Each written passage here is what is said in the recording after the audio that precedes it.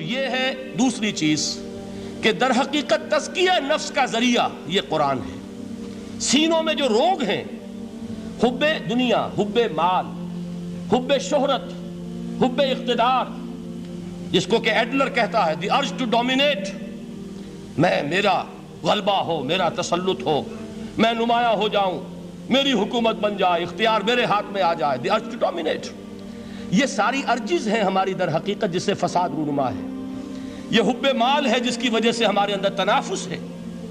الہاکم التکاثر حتی زرتم المقابر، یہ کثرت اور بہتات کی طلب تمہیں غافل کیے رکھتی ہے یہاں تک کہ قبروں تک جا پہنچتے ہو۔ آنکھ انسان کی کھل نہیں پاتی، جس کے پاس 10 نسلوں کے لیے کھانے کو موجود ہے، اس کی بھی حرص جو ہے اور مزید کا لالچ جو ہے وہ ختم نہیں ہوتا۔ یہ چیزیں ہیں اصل روگ، ان دلوں کے روگوں کا اور سینوں کے اندر کے ان امراض کا علاج قرآن ہے۔ یا ایھا الناس قد جاءتکم موعظۃ من ربکم وشفاء لما فی الصدور۔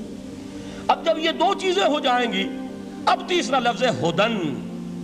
ہدایت بیکار ہے جب تک دل میں گداز نہ ہو، ہدایت بیکار ہے جب تک کہ نیت درست نہ ہو۔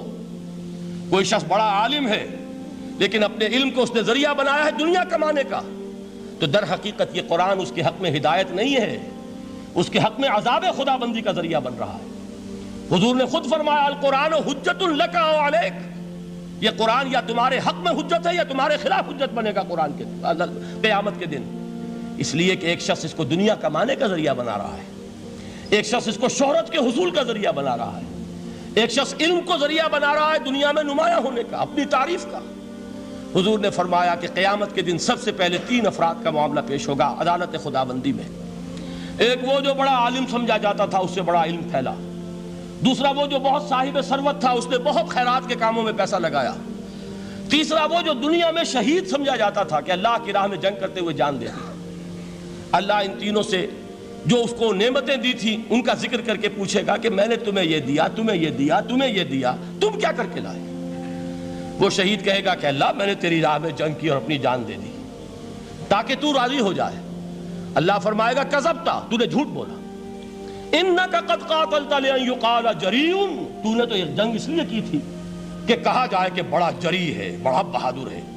یہ لوگوں سے بہادری کے تمغے لینا تمہارا مقصود تھا۔ وقد قیل، وہ کہا جا چکا ہے، اب یہاں تمہارے لیے کچھ نہیں۔ اور فرشتوں کو حکم ہوگا اور وہ اوندے منہ اس کو گھسیٹتے ہوئے جہنم میں جھونک دیں گے۔ دنیا میں شہید سمجھا جا رہا ہے، آخرت میں جہنمی ہے۔ یہی حال اس عالم کا ہوگا، یہی حال اس دولت مند کا ہوگا۔ تم نے یہ علم پھیلایا تھا کہ تمہارے علم کا چرچا ہو جائے، تمہاری شہرت ہو جائے، لوگ تمہاری دست بوسی کرنے لگیں، لوگ تم سے جھک کر ملیں۔ وہ دنیا میں ہو گیا، تمہارا مطلوب مل چکا، تمہارا مقصود حاصل ہو چکا، اب یہاں کچھ نہیں۔ تو جان لیجئے کہ جب تک دلوں کے روگ درست نہ ہوں، علم بیکار ہے، ہدایت قطعاً غیر مفید ہے۔ پہلے دلوں کا کرسٹ اترے، اس کی سختی دور ہو، یہ ہے موعظہ۔ دلوں کے اندر سے حب جاہ، حب دنیا، حب مال نکلے، یہ ہے تزکیہ، شفاء لما فی الصدور۔ اب ہدایت خداوندی، اب راستہ آپ دیکھیں گے اور اس راستے پر چلیں گے۔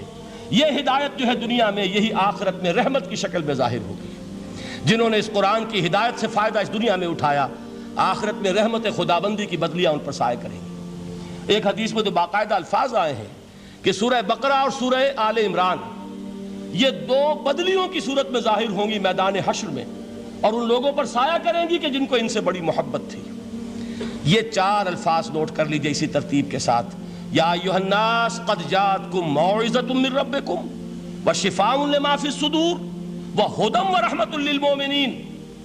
قل بفضل اللہ وبرحمتہ، اے نبی کہہ دیجئے یہ اللہ کا بڑا فضل ہے، لوگوں سمجھو، اس کی بڑی رحمت کا ظہور ہوا ہے اس قرآن کی شکل میں۔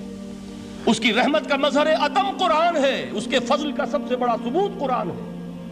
فبذالک فلیفرحوا، اس پر انہیں خوشیاں منانی چاہیے۔ اترانا ہے تو اس پر اترائیں کہ اتنی بڑی دولت ہمارے پاس ہے، اتنا بڑا احسان ہے جو اللہ نے ہم پر کیا ہے۔ فبذالک فلیفرحوا هو خیر مما یجمعون، جو چیزیں یہ جمع کرنے کی فکر کر رہے ہیں ان سے کہیں زیادہ قیمتی یہ قرآن ہے۔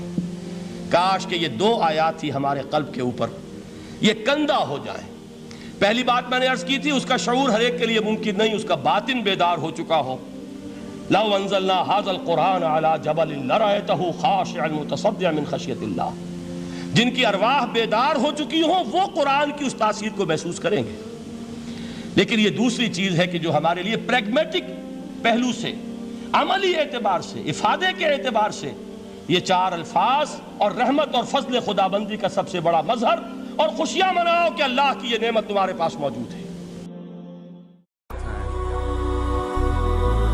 هي الحلقات تحفظني بآيات من القرآن، هي الحلقات تملأني بحب المصطفى العدنان، هي الحلقات تحفظني بآيات